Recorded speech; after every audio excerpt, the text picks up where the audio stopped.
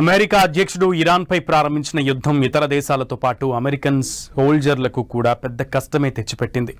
నెలల తడబడి జరుగుతున్న యుద్ధంలో అమెరికాకి చెందిన సొంత సైనికులే సమిధలుగా మారుతున్నారంటూ ఆరోపణలు వస్తున్నాయి. గల్ఫ్ తీరంలో మోహరించిన అబ్రహాం లింకన్ నౌక నేవీ సిబ్బంది బలవన్మరణాలకు పాల్పడుతున్నారంటూ వార్తలు రావడమే ఇందుకు నిదర్శనం. అసలు ఎందుకు ఇలా జరుగుతోంది? నిజంగానే అబ్రహాం లింకన్ నౌకలో అంతటి దారుణ పరిస్థితులు ఉన్నాయా? Take a look. అమెరికా యుద్ధ నౌక నుంచి పారిపోతున్న సైనికులు, బాధలకు తాళలేక బల్వన్ మరణాలు, ట్రంప్ తెచ్చిపెట్టిన గండాలివి. సముద్రంపై 250 రోజులకు పైగా గడిపిన సోల్జర్స్, ఒత్తిడి తట్టుకోలేకే సూసైడల్ టెండెన్సీ. సరైన తిండి లేదు, నిద్ర లేదు, ఎందుకీ బతుకంటూ ఆక్రోశం.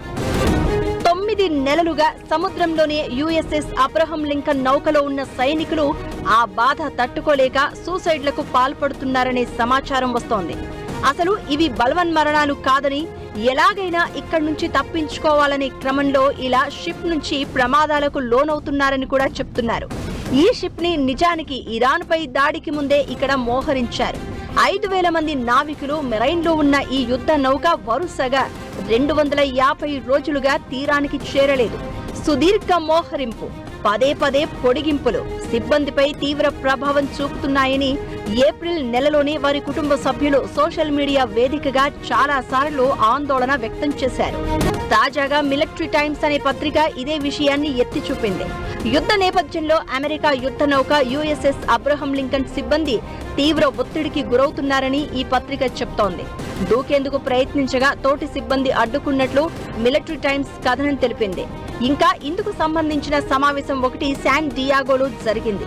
ఎవరైతే లింకన్ షిప్ లో విధులు నిర్వహిస్తూ ఉన్నారో వారి కుటుంబ సభ్యులు దాదాపు 200 మంది అమెరికన్ నేవీతో భేటీ అయ్యారు. ఈ సమావేశంలో ఓ మహిళ తన భర్త తనకి పంపిన సందేశం గురించి చెప్తూ తీవ్ర ఆవేదన వ్యక్తం చేసింది.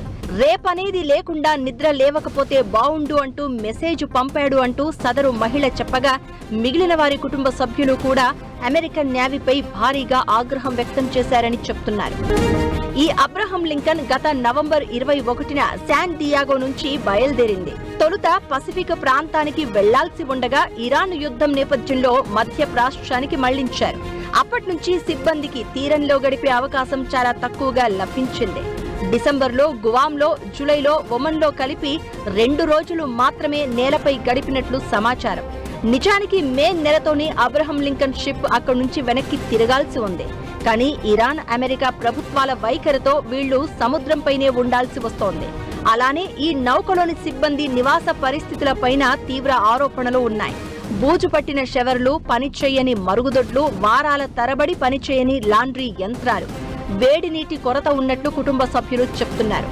సబ్బు, డియోడ్రెంట్, టూత్ పేస్ట్ కూడా అందుబాటులో లేని సందర్భాలు ఉన్నాయని కూడా చెప్తున్నారు. ఈ పరిస్థితిపై అమెరికా కాంగ్రెస్ సభ్యులు కూడా మండిపడుతున్నారు. వీలైనంత త్వరగా వీరి కష్టాలకు బ్రేక్ చెప్పాలని అమెరికా ప్రభుత్వాన్ని డిమాండ్ చేస్తున్నారు.